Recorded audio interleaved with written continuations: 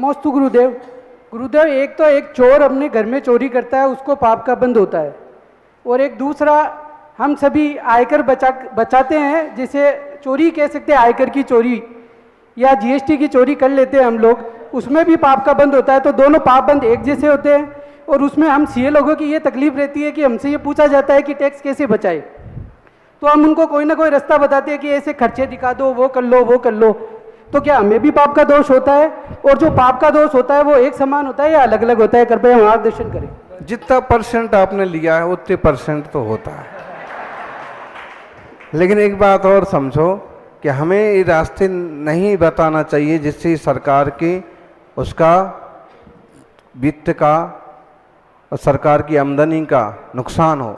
फिर भी ऐसे रास्ते बताने पड़ते हैं। मान लीजिए कदाचित ऐसा किया तो हमें जो कमाई हुई है वो अंश कहीं ना कहीं ऐसे स्थानों पर लगाना चाहिए। मान लीजिए आप ईमानदारी से कमा रहे हैं 20,000 रुपये, 2 लाख रुपए, लेकिन आपने थोड़ा ऐसा रास्ता निकाल के कमा लिए 5 लाख रुपए। चोरी नहीं करना, बेईमानी नहीं करना, लेकिन सामने वाला सही मार्ग ये है कि उसे भी नेक निष्ठा से सही रास्ते पर चलाओ। लेकिन अगर ऐसा करना पड़ा और उसमें लगा कि थोड़ा जायज़ है, इससे सीधा किसी का हिस्सा नहीं मारा जा रहा है, तो आपको जो कमाई हो कम से कम उसका 50% जो सरकार काम करने वाली है ऐसे गरीब और कमज़ोर लोगों की सेवा में लगाना चाहिए। सर, सामान्य चोरी में और उस चोरी में एक जैसा? अरे चोरी तो चोरी है, चोरी तो चोरी है, लेकिन अगर अचौरियाणु व्रत है नहीं, उसमें से अगर कुछ दान निकाल दे, कहीं कर दे, कुछ तो का ऐसे नहीं, ये बेईमानी नहीं चलेगी। कम से कम 50% ऐसी जगह लगाओ कि जिसका सच में सदुपयोग हो, लोगों का जीवन स्तर ऊंचा उठे। तो चोरी करें तो कम से कम उसका कुछ ऐसा हो कि वो है ना, ऐसे डाकू होते थे ना कि जनता उनका पक्ष लेती थी, क्या बोलते इसको, एक बढ़िया इंग्लिश का शब्द आता है, रॉबिन हुड। हाँ, तो ऐसे ही फिर ऐसे करो, नहीं तो कोशिश करना चाहिए चोरी ना करें। नेक निष्ठा ईमानदारी भी व्यक्ति को बहुत ऊपर ले जाती है। आचार्य श्री के चरणों में त्रिकाल नमोस्तु। हे गुरुदेव, मेरी जिज्ञासा है कि मैंने आपसे कुछ नियम लिए थे और रात्रि भोजन के त्याग भी लिए थे, उनमें मेरे नियम में कुछ दोष लगे हैं, उसके प्रायश्चित भी मैंने लिए हैं, वो उपवास भी मेरे बाकी चल रहे हैं।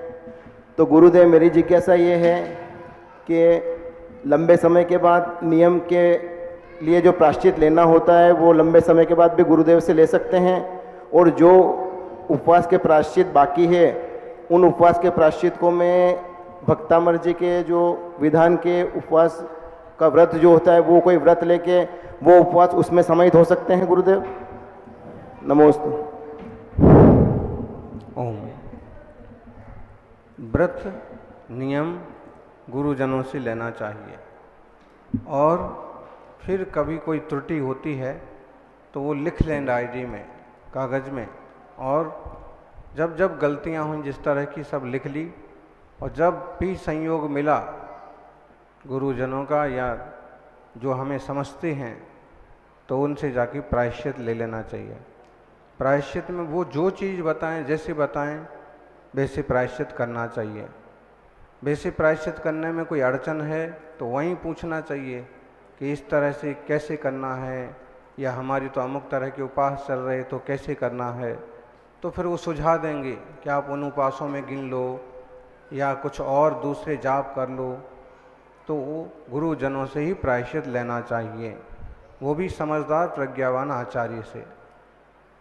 खुद मन से प्रायश्चित नहीं लिए जाते हैं, खुद मन से नियम नहीं लिए जाते हैं, और फिर प्रायश्चित लेने से, करने से फिर एक सुकून महसूस होता है कि हाँ अब ठीक हुआ, हमारे दोष निकल गए। ओम। नमोस्तु। नमोस्तु। नमोस्तु आचार्य श्री। आचार्य श्री, स्वाध्याय और सामायिक करते समय हमारे भाव शुद्ध कैसे बनाएं, और जाप श्रेष्ठ है या सामायिक से स्वाध्याय श्रेष्ठ है? सामायिक किस लिए करते हैं? मन की शुद्धि के लिए। फिर ज्ञान। मन की शुद्धि कैसे होती है? मन लग सामायिक से।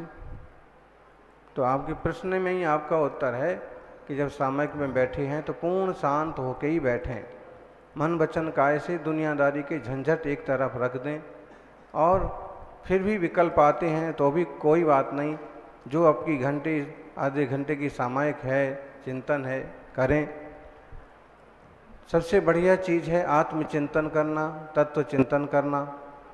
लेकिन उसमें अगर उपयोग नहीं लगता है तो जाप करो, जाप करना भी अच्छी बात है। और जाप में भी मन नहीं लगता है तो पढ़ करके कोई पाठ करो, ताकि मन कहीं ना कहीं सही दिशा में लगा रहे। नमोस्तु नमोस्तु महाराज।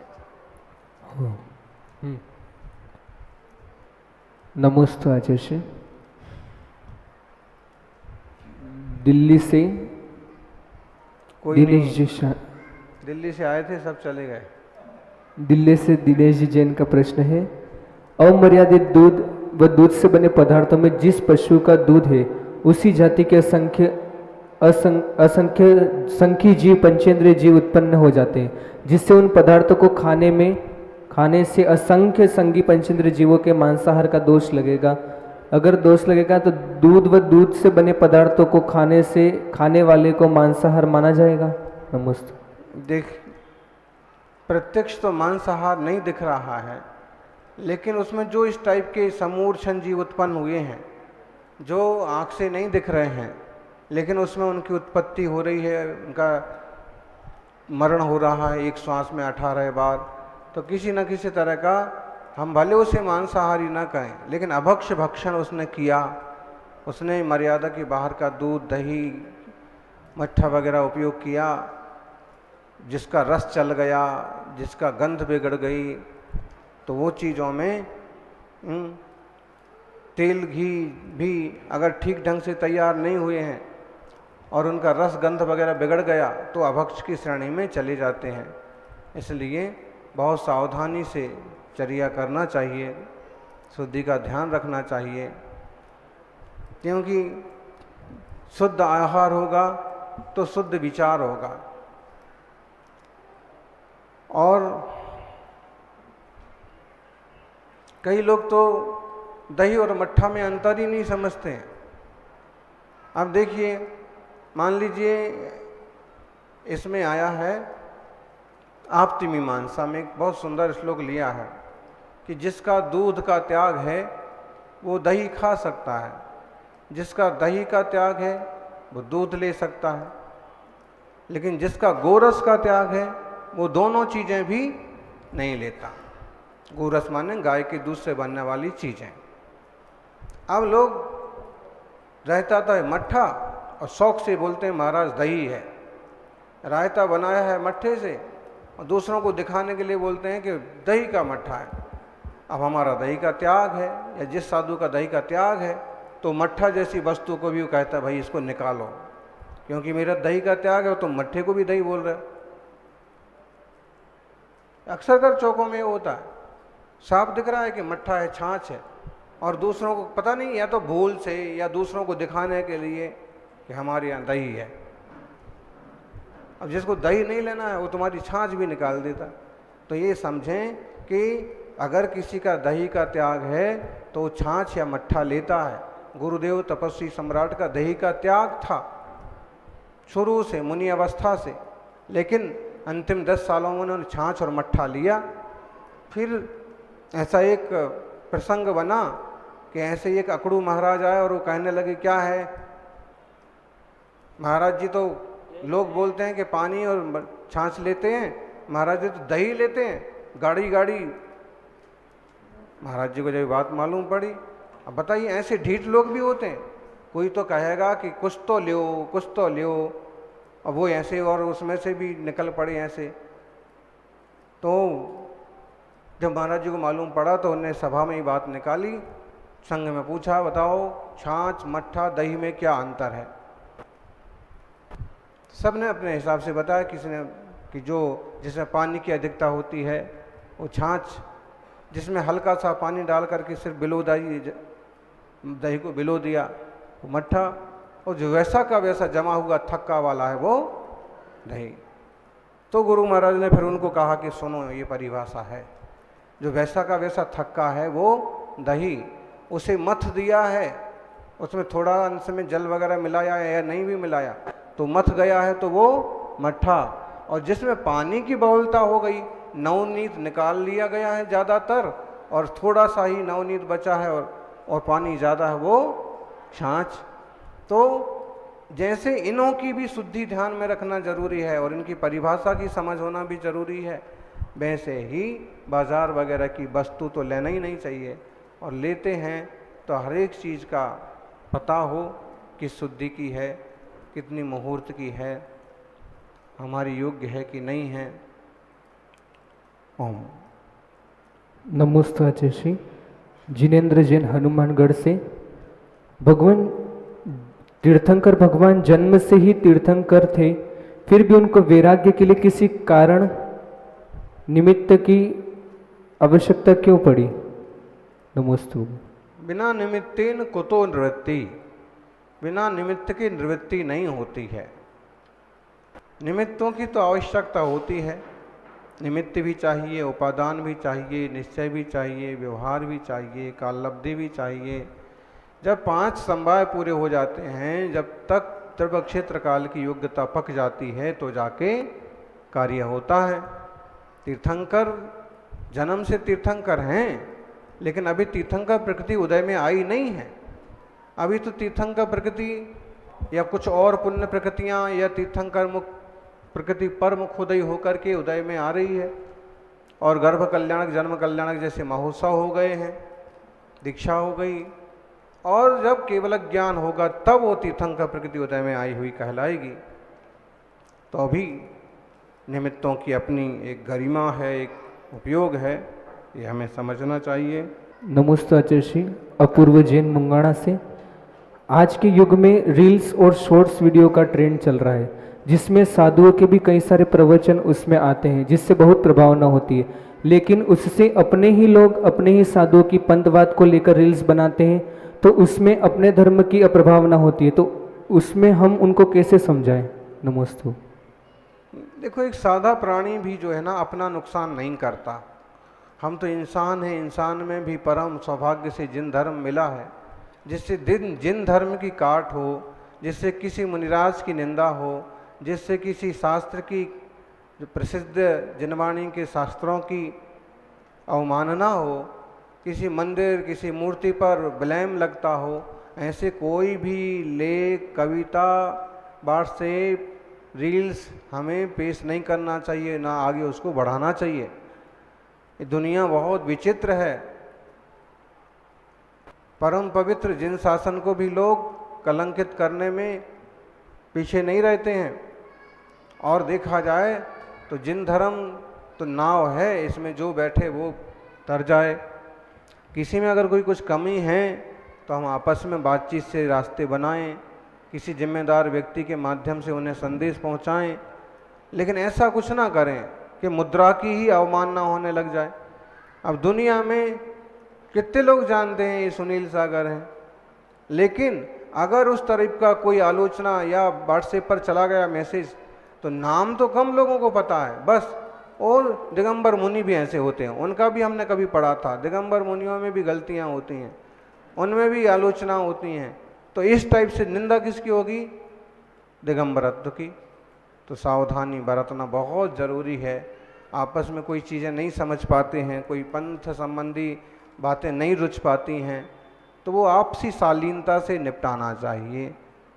फ़ोन, मोबाइल और मोबाइल के जो प्लेटफॉर्म्स हैं उनके माध्यम से ऐसा कुछ नहीं करें जिससे दूसरों को मज़ा लेने का, निंदा करने का मौका मिले। हम नमोस्तु गुरुदेव। बहुत से साधुओं ने हमें ये बताया हमारे कैमरा में कि भगवान के चरणों में जो पुष्प रखे जाते हैं मार्जन होने के बाद में चांदी के, वो नहीं रखने चाहिए। ये गुरुदेव सही है? सोने के रखने का बोलते होंगे वो लोग। नहीं, कोई भी पुष्प रखते हैं तो ना बोलते हैं केसर भी मत चढ़ाओ, ये भी मत चढ़ाओ, पुष्प भी नहीं रख सकते। देखो, यही तो बात चल रही थी कि कुछ साधु या कुछ लोग ऐसे मानते हैं कि मत चढ़ाओ, और कुछ लोग कहते हैं कि पूजा का प्रतीक है इसलिए चढ़ाओ। केसर का जो बिंदी लगाते हैं हमारी पूजा का प्रतीक है, हमने अभिषेक किया है, चरण स्पर्श किया है, भगवान के चरणों में चंदन का चर्चन किया है, तो ये करो। तो ये दोनों तरह की मान्यताएं हैं। इसलिए जब वैसे साधु आए तो घंटे आधे घंटे को वैसे कर दिया, और जब ऐसे साधु आए तो वैसे कर दिया। तुम भी खुश, हम भी खुश। नमोस्तु गुरुदेव। और क्या करें, प्राचीन आर्ष मार्ग तो जो कुछ है जिनवाणी में लिखा हुआ है, लेकिन जबरदस्ती टांग खिंचाई करना है तो इसका रास्ता क्या है। ओम। नमोस्तु महाराज। महाराज जी, मेरी शंका पूछने से पूर्व आगरा से हीरालाल जी बेनाडागा आपके चरणों में 2 पंक्तियां व्यक्त की थी। अभी फोन आया था मेरे पास, वो मैं आपके चरणों में प्रदर्शित करना चाहता हूँ। आचार्य सुनील सागर जी महाराज से, आचार्य सुनील सागर जी महाराज से अपने शिष्यों की कौन सी बात अनजानी है। सागर को क्या मालूम नहीं किस बूंद में कितना पानी है। नभ के समान जो नभ होता है, गुरु के समान त्यो गुरु होते।